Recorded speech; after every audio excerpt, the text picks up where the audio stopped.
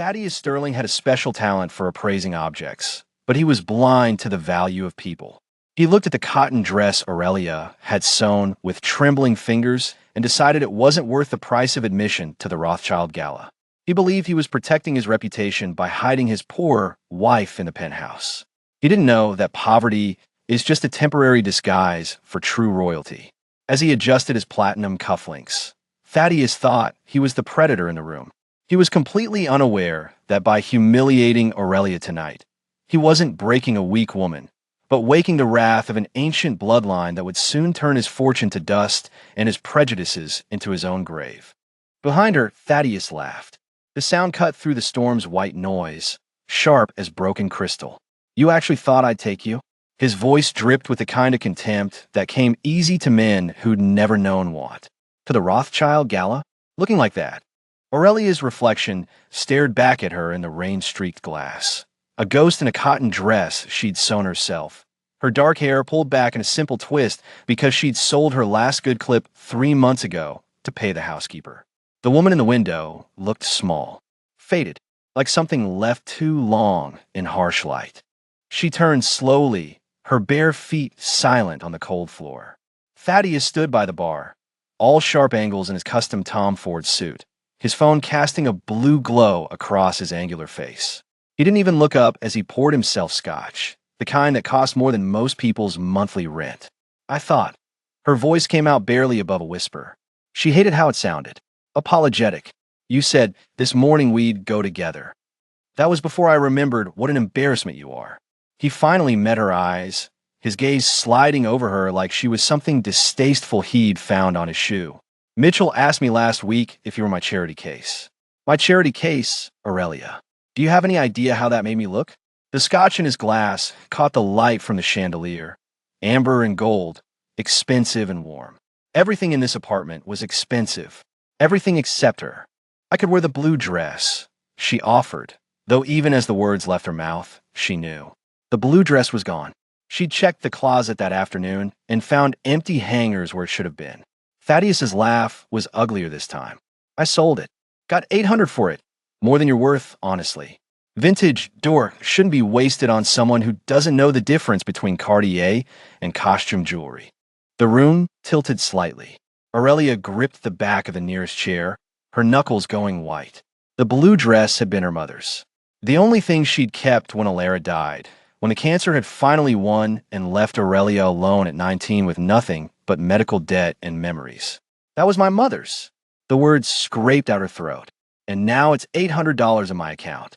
Thaddeus drained his glass, set it down with a decisive click. "Consider it payment for 3 years of room and board. God knows you've never contributed anything else." The rain hammered harder against the windows. Aurelia felt something shift inside her chest, a sensation like ice cracking, like something long dormant beginning to stir. Her vision blurred at the edges, and for a moment the chandelier seemed too bright, each crystal prism splitting light into painful shards that drove into her skull. "I should go," she whispered. "Yes, you should."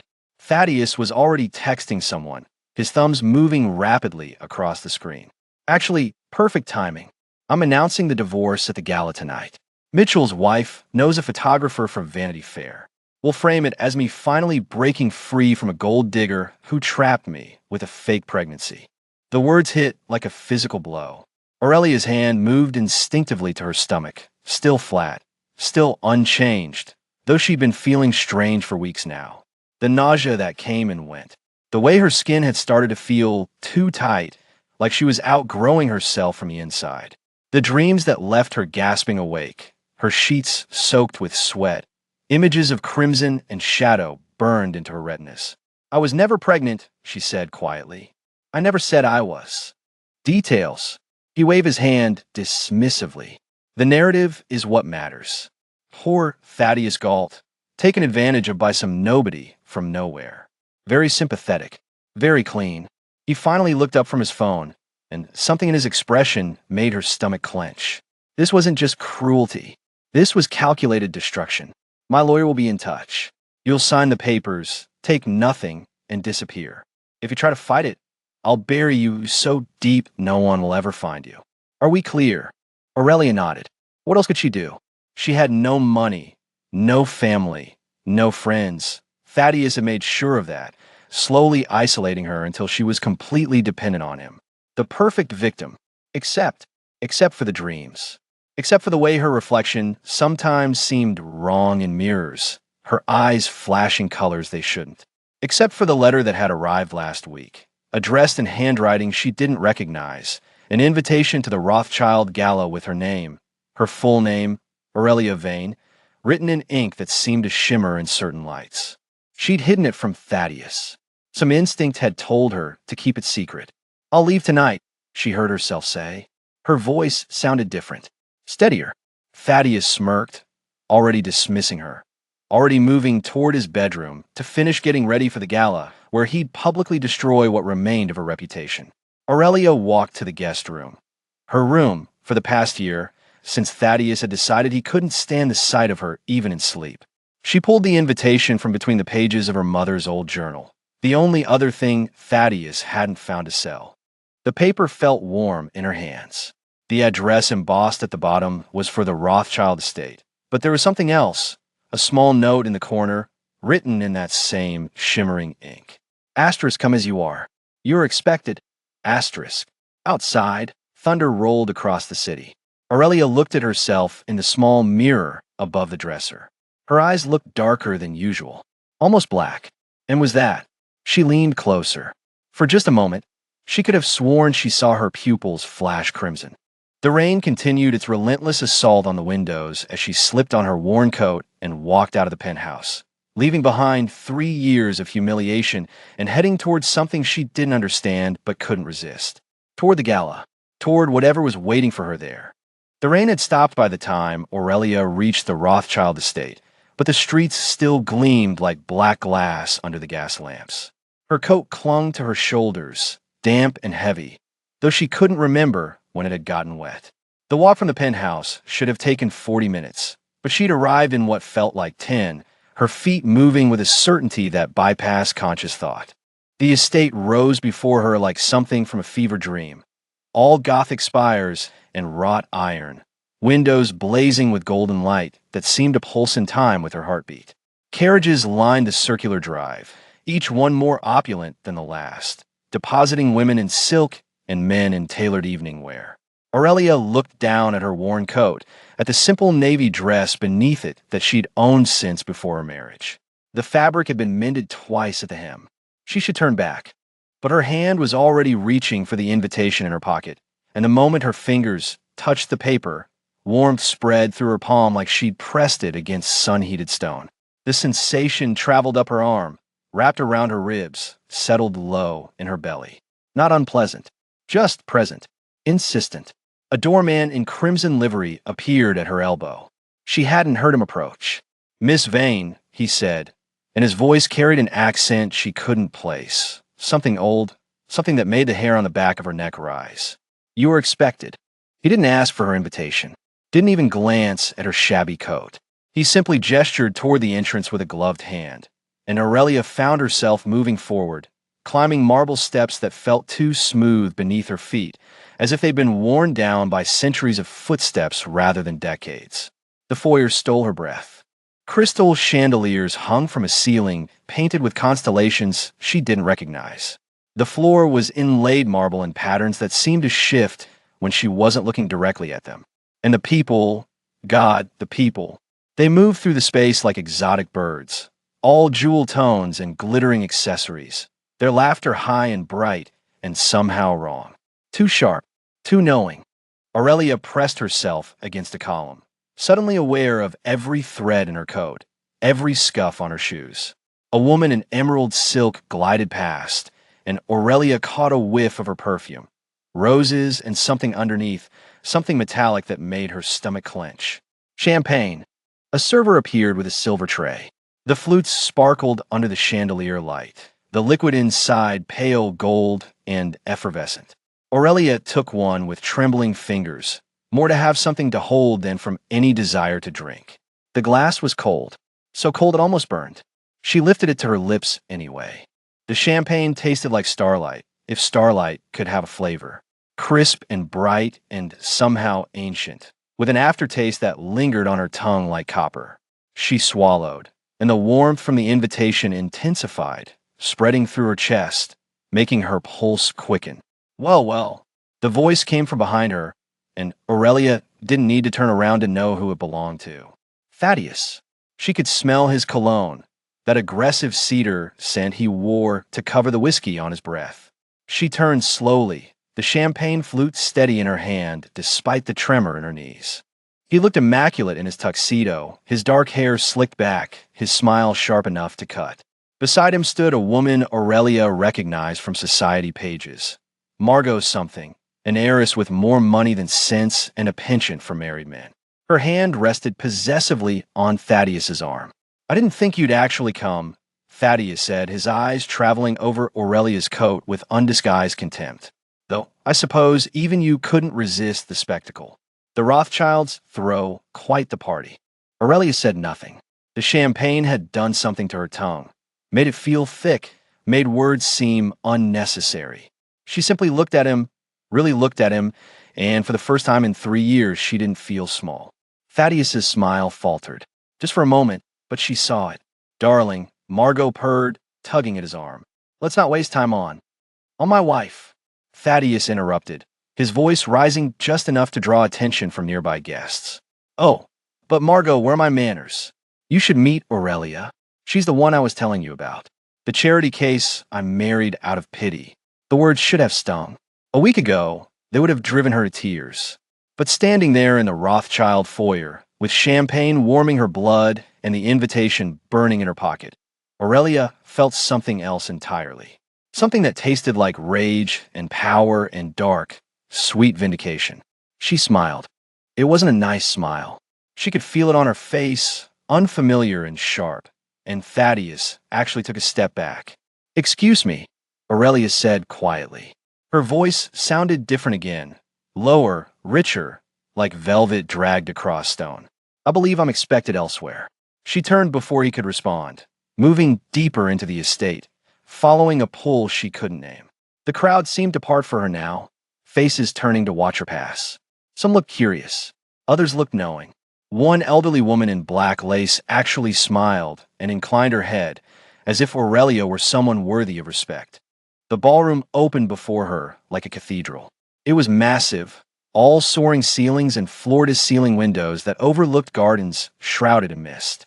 An orchestra played in one corner, something classical and haunting that made her bones ache. Dancers swirled across the floor in perfect synchronization, their movements too fluid, too graceful. Aurelia's eyes struggled to focus on any single couple. They blurred together like watercolors. She stood at the edge of the room, clutching her empty champagne flute, and felt utterly, completely out of place. "You came." The voice rolled over her like thunder, deep and resonant and impossibly close. Aurelia spun, and the champagne flute slipped from her fingers. It should have shattered on the marble floor. Instead, a hand caught it, a hand with long fingers and skin so pale it seemed to glow in the ballroom light. Aurelia's gaze traveled up that hand, up an arm clad in black silk, past broad shoulders, until she was looking into a face that made her forget how to breathe. He was beautiful the way storms were beautiful, the way broken glass catching moonlight was beautiful, dangerous and compelling and utterly inhuman despite the perfect symmetry of his features. His hair fell to his shoulders in waves of black silk. His cheekbones could have been carved from marble. And his eyes were amber. Pure, liquid amber that seemed to glow from within, like embers in a dying fire. "Aurelia Vane," he said, and her name in his mouth sounded like a prayer and a promise and a threat all at once. "I've been waiting for you." She should speak, should say something. But her tongue had forgotten how to form words, and all she could do was stare at this man, this creature, who held her champagne flute like it was made of spun sugar. He smiled, and Aurelia saw teeth. Perfect, white teeth, with canines just slightly too long to be human. "I'm Cyprian," he said, setting the flute on a passing server's tray, without looking away from her face. "Cyprian Valerius. And you, my dear, are late." The orchestra's music swelled, and the lights flickered. Just once, but enough to cast the ballroom into momentary shadow. In that darkness, Cyprian's eyes blazed brighter, and Aurelia understood with sudden, crystalline clarity that she had walked into something far beyond a simple gala. She had walked into another world entirely. "I don't understand," she managed, her voice barely above a whisper. Cyprian extended his hand. His fingers were steady, elegant, tipped with nails that looked more like polished obsidian than keratin. "You will," he said. "Dance with me, and I'll explain everything." Aurelia looked at his offered hand, looked at the ballroom full of two beautiful people who moved like predators in evening wear, looked back at Cyprian's glowing eyes, and felt the invitation in her pocket pulse with heat. She took his hand. His skin was cool against hers, but the moment their palms touched, electricity shot up her arm. The ballroom tilted, or maybe she did, and then Cyprian was pulling her onto the dance floor, one hand at her waist, the other holding hers with a gentleness that contradicted the power she could feel thrumming beneath his skin. They moved, and Aurelia realized she knew the steps. Somehow, impossibly, her feet knew where to go, her body knew how to follow his lead. They swept across the marble in perfect synchronization, and the other dancers melted away, giving them space, giving them the center of the floor. "Your mother," Cyprian said, his voice low enough that only she could hear, "was supposed to tell you. Before she died. She was supposed to prepare you." Aurelia's breath caught. "My mother? What does she have to do with?" "Everything." Cyprian spun her, and when she came back to him, his face was closer, his amber eyes boring into hers. "Your mother was one of us, Aurelia. Not human. Not entirely. And neither are you." The word should have sounded insane. Should have sent her running. But they landed in her chest like truth, like something she'd always known but never had the words to name. "What am I?" she breathed. "You're mine," Cyprian said simply. "My heiress. My successor. The one I've been searching for across 6 centuries." The music built to a crescendo, and the lights flickered again. This time they didn't come back on immediately. The ballroom plunged into darkness, and in that darkness, Aurelia heard gasps, heard the rustle of fabric as people turned to look. Then light returned, but not from the chandeliers. From Cyprian. His eyes blazed like twin suns, casting amber shadows across his face, across Aurelia's upturned features. The entire ballroom had gone silent. Even the orchestra had stopped playing. Cyprian released her waist, but kept hold of her hand. He turned to face the crowd, and Aurelia saw them now, really saw them. The two sharp smiles. The eyes that reflected light like animals. The way none of them seemed to breathe in quite the right rhythm. Vampires. All of them. "My kin," Cyprian said, his voice carrying through the silent ballroom like a bell. "My court. Tonight, I present to you Aurelia Vane, daughter of Alara Thorn, bearer of the bloodline, my chosen heiress." A collective intake of breath rippled through the crowd. Aurelia's head spun. Alara Thorn? Her mother's name had been Alara Vane, hadn't it? Cyprian turned back to her, and slowly, so slowly she could have stopped him if she'd wanted, he lowered himself to one knee. The king of vampires, kneeling before her in a ballroom full of his subjects. "I claim you," he said, his amber eyes never leaving hers. "As is my right, as is your birthright. Do you accept?" Aurelia's mouth opened, closed. Her mind screamed that this was impossible, that she should run, that she should. "Aurelia!" The shout came from the edge of the ballroom. "Thaddeus!" He stood there with Margot still clinging to his arm, his face flushed with champagne and rage. "What the hell is this? Some kind of joke? Some pathetic attempt to embarrass me?" Cyprian didn't even look at him. His gaze remained locked on Aurelia, waiting for her answer. But Aurelia looked. She looked at Thaddeus, at his expensive tuxedo and his handsome face and his cruel, stupid eyes. She looked at the man who had spent 3 years making her feel worthless, who had stolen her inheritance and her dignity and very nearly her will to live. And she smiled. "Yes," she said to Cyprian, her voice ringing clear through the silent ballroom. "I accept." Cyprian's answering smile was triumphant and terrible. He rose in one fluid motion, still holding her hand, and turned to face Thaddeus. "You," Cyprian said, and the single word dropped into the silence like a stone into still water. "You are the husband." It wasn't a question. Thaddeus paled, but tried to rally. I don't know what kind of game you're playing, but Aurelia is my wife. Legally. And I don't appreciate. You appreciate nothing. Cyprian interrupted, his voice soft and deadly. You are a small man with a small mind and a smaller soul. You took something precious and tried to break it. Try to dim its light because you couldn't stand to see it shine. He took a step toward Thaddeus, and Margot actually whimpered, releasing his arm and backing away. The crowd parted like water, giving Cyprian a clear path. His eyes had begun to glow brighter, casting long shadows across the marble floor. But you failed, Cyprian continued, because some things cannot be broken. Some lights cannot be dimmed. And now, little man, you will learn what it means to stand in the presence of true power. Thaddeus tried to speak, but no sound came out. His face had gone from red to white to a sickly gray. Around the ballroom, the other vampires watched with expressions ranging from amusement to anticipation. Cyprian stopped directly in front of him. They were nearly the same height, but Cyprian seemed to tower over Thaddeus, seemed to fill the space around him with something vast and ancient and utterly merciless. Look at me, Cyprian commanded. Thaddeus's head jerked up against his will. His eyes met Cyprian's glowing amber gaze, and Aurelia saw the exact moment her husband's mind broke. Saw his pupils dilate, saw his mouth go slack, saw every ounce of arrogance and cruelty drain from his face like water from a cracked vessel. You will go home, Cyprian said, each word precise and sharp. You will sign whatever papers Aurelia's lawyers present to you. You will give her back everything you stole. Every penny, every property, every piece of her mother's jewelry you pawned for your mistresses. And then you will leave this city. You will never speak her name again. You will never think of her again. She is erased from your mind, from your life, from your very memory. Do you understand? Yes. Thaddeus's voice was hollow, empty, the voice of a puppet with cut strings. Good. Cyprian turned away from him dismissively, and Thaddeus stumbled backward, nearly falling. Margot was already gone, fled into the crowd. Thaddeus followed, moving like a sleepwalker, and Aurelia watched him disappear through the ballroom doors without a single backward glance. 3 years of marriage, gone in less than a minute. She should feel something, triumph, maybe relief. But all she felt was numb, and beneath the numbness, a growing pressure at her chest, in her head, like something trying to break free. Cyprian returned to her side.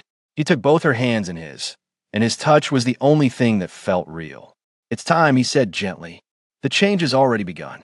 You felt it when you touched the invitation, when you drank the champagne. Every moment you've been in this house, the blood in your veins has been waking up, remembering what it is. I don't. Aurelia's vision blurred. The ballroom spun. I can't. You can, Cyprian said. He pulled her close, one arm around her waist, supporting her weight as her knees buckled. You're stronger than you know, Aurelia Vane. Stronger than he ever let you believe. And now, you're coming home. The pressure in her chest exploded. Aurelia gasped, and the sound that came out of her mouth was barely human. Her skin felt too tight. Her bones felt like they were reforming. And her eyes, God, her eyes burned like someone had pressed hot coals into her skull. Cyprian lifted her easily, cradling her against his chest. The ballroom was fading now, the vampires' faces blurring into streaks of color and shadow. She heard voices, concerned, excited, reverent, but couldn't make out words. Sleep, Cyprian murmured against her hair. When you wake, everything will be different. Everything will be clear. Aurelia tried to fight it, tried to cling to consciousness, but the darkness was rising like a tide, warm and inexorable. The last thing she saw before it claimed her was Cyprian's face above hers, his amber eyes blazing like twin stars. The last thing she felt was his lips brushing her forehead, cool and gentle. The last thing she heard was his voice, soft as silk and sharp as a blade. Welcome to eternity, my heiress. Then the darkness swallowed her whole, and Aurelia Vane, the poor wife, the charity case, the woman who had been nothing, ceased to exist. Something else was being born in her place. The awakening came in waves. First sound, the whisper of silk against stone, the distant drip of water echoing through vast chambers, the rustle of something alive or undead, moving through corridors she couldn't yet see. Then, sensation. Cool air against her skin, carrying the scent of old roses and older blood. The weight of unfamiliar fabric draped across her body. The hardness of marble beneath her back. Finally, sight. Aurelia opened her eyes to a ceiling painted with stars. Not the crude approximation of constellations she'd known in her marriage bed, but actual luminescence, as if someone had captured fragments of night sky and pressed them into plaster. Each point of light pulsed with its own rhythm, and she could hear them, actually hear them, singing in frequencies that made her teeth ache with pleasure. She sat up slowly. The room around her was circular, its walls lined with mirrors that reflected not her image, but shadows of what she'd been. In one, she saw herself at 17, dirt under her fingernails from her mother's garden. In another, at 23, flinching as Thaddeus raised his hand. In a third, just hours ago, trembling in that ballroom while vampires circled like sharks. But the woman in the center of the room, the woman whose body she now inhabited, bore no resemblance to any of those reflections. Her skin had taken on the luminous quality of moonlight on water. Her hair, once mousy brown, now gleamed like polished mahogany threaded with copper. And her eyes, Aurelia rose and approached the nearest mirror. The glass rippled as she neared it, the old reflection dissolving. What stared back at her now made her breath catch. Her eyes were amber, not the pale yellow of Cyprian's gaze, but deeper, richer, the color of honey held up to firelight. And when she focused, really focused, she could see the pupils contract and expand with predatory precision. The transformation suits you. She spun. Cyprian stood in the doorway, dressed in black velvet that made him look like a piece of the night itself had taken human form. He didn't move, didn't breathe. She realized with a start that she wasn't breathing either, that her chest lay perfectly still, but his presence filled the room like smoke. How long? Her voice came out different, richer. It resonated in her bones. 3 nights. He stepped inside, and the door closed behind him without anyone touching it. The old blood takes time to assert itself. Your mother's lineage was dormant for generations, but it remembers. It always remembers. Aurelia pressed her palm against her sternum, feeling for a heartbeat that no longer existed. I should be terrified, but you're not. No. She met his gaze, and something electric passed between them. I feel like I've been asleep my entire life. Like I'm finally awake. Cyprian's mouth curved into something that wasn't quite a smile. Then you're ready. For what? To claim what's yours. He led her through corridors that seemed to shift and breathe, past tapestries depicting battles she'd never read about in history books, down staircases that spiraled into depths that shouldn't exist beneath any mortal city. Other vampires passed them, some bowing, others watching with eyes that glittered with calculation or resentment. They emerged into a throne room that made the ballroom look like a child's playhouse. The space soared upward into darkness, its ceiling lost in shadow. Columns of black marble lined the walls, each one carved with names and languages Aurelia somehow understood now. Latin, Greek, Akkadian, tongues that had died millennia before Christ walked the earth. At the far end, 2 thrones sat on a dais of obsidian, and standing before those thrones, arms crossed, expression carved from contempt, was the most beautiful woman Aurelia had ever seen. She had hair like spilled ink and skin like porcelain. Her dress was the color of fresh blood, cut to reveal shoulders that could have been sculpted by Bernini. But it was her eyes that held Aurelia, pale green, cold as winter frost, and filled with an hatred so pure it was almost admirable. So this is the heiress. The woman's voice dripped with disdain. The charity case, the abused wife, the human who needed rescuing. She circled Aurelia like a wolf evaluating prey. Tell me, Cyprian, what exactly makes her worthy of standing beside you? Her pedigree? She didn't even know she had one until you told her. Her power? She's 3 days old. I've walked this earth for 2 centuries. Leocadia. Cyprian's voice held a warning. No. Aurelia surprised herself by speaking. Let her finish. Leocadia's smile was a slash of crimson. Oh, she has a voice. How delightful. She leaned in close enough that Aurelia could smell the blood on her breath. Recent, human, tinged with fear. You think because he turned you, because he whispered pretty words about bloodlines and destiny, that you belong here? You're a pet, darling, a project. And when he tires of you, and he will, you'll be just another portrait gathering dust in the gallery of his mistakes. The words should have stung. A week ago, they would have shattered her. But Aurelia felt something else rising in her chest. Something vast and ancient and utterly unafraid. You're right, she said softly. I was nothing. A woman so broken she couldn't even leave a man who beat her. So worthless she believed every cruel word he spoke. She took a step forward, and Leocadia actually retreated. But that woman died 3 nights ago, and what woke up in her place remembers things she never knew. Remembers a mother who walked away from this world to protect her daughter. Remembers a bloodline that chose mortality over monstrosity. The air in the throne room began to hum. My mother, Aurelia continued, her voice growing stronger, was Ilera Vane, daughter of Cassius Vane, son of Aurelius Vane, who stood at Cyprian's right hand when Rome burned. She gave up immortality because she loved a human man. She chose weakness. She chose death. Aurelia's hands clenched into fists. And every day of my miserable human life, I thought she'd abandoned me, left me to suffer. But she didn't, did she, Cyprian? No. His voice was quiet, reverent. She protected you, hid you, because she knew that if the court discovered you existed, they would use you or destroy you. But I'm not hidden anymore. Aurelia turned to face the assembled vampires who had begun to gather in the shadows, drawn by the confrontation. She could feel them now, feel their hunger and their curiosity and their doubt. I am Aurelia Vane, daughter of Ilera, blood of the first circle, and I am done being afraid. Leocadia laughed, but it sounded forced. Pretty speech. But words don't make you powerful, child. This does. She moved with inhuman speed, her hand shooting out to grab Aurelia's throat. Aurelia caught her wrist mid-strike.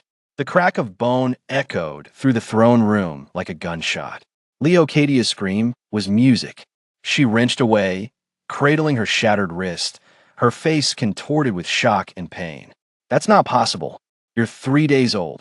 I'm 640 years old, Aurelia said. I just didn't know it yet. She felt it now, the power that had been sleeping in her veins, passed down through generations of veins who had chosen to forget what they were. It sang in her blood like a symphony, each note a memory of battles fought and won, of empires risen and fallen, of nights that stretched into eternity. Leocadia lunged again, all pretense of civility abandoned. But Aurelia was ready. She sidestepped, grabbed the other woman's arm, and used her own momentum to send her crashing into the nearest column. The marble cracked. Leocadia slumped to the floor, blood, black as oil, trickling from her temple. Yield, Aurelia said, not a request, a command. And Leocadia, 200-year-old vampire, enforcer and schemer and would-be queen, dropped to her knees. The other vampires followed. One by one, they sank down, their heads bowed, their throats exposed in the ultimate gesture of submission. The room thrummed with power. Aurelia's power, raw and new and absolutely undeniable. Only Cyprian remained standing. He crossed the distance between them, his amber eyes blazing with something that made Aurelia's newly still heart ache with phantom sensation. When he reached her, he took her hand and raised it to his lips, pressing a kiss to her knuckles that felt like a brand. My heiress, he murmured. My equal. My queen. And then he knelt too. The weight of it crashed over her. The responsibility, the power, the sheer impossibility of what she'd become. But beneath the fear, beneath the awe, was something else. Something that felt like coming home after a lifetime of wandering lost. Aurelia looked down at Cyprian, at this ancient king who had seen empires crumble and civilizations rise, and she smiled. Get up, she said softly. We don't kneel to each other. He rose, and when he looked at her, she saw not the predator who had stalked her in that ballroom, but a man, or the memory of one, who had been alone for far too long. What now, she asked. Cyprian's smile was slow, dangerous, full of promise. Now we rule. He led her to the thrones. Aurelia sat, the obsidian cold beneath her, and looked out at the assembled court. They were still kneeling, still waiting for her word. Rise, she said, and her voice carried through the chamber like a bell. They obeyed. Outside, dawn was breaking over the city. Aurelia could feel it, the sun's approach like a distant fire. But here, in the depths of Cyprian's domain, the darkness was absolute, eternal. And for the first time in her life, Aurelia Vane wasn't afraid of the dark. She was the dark, and she was finally gloriously free.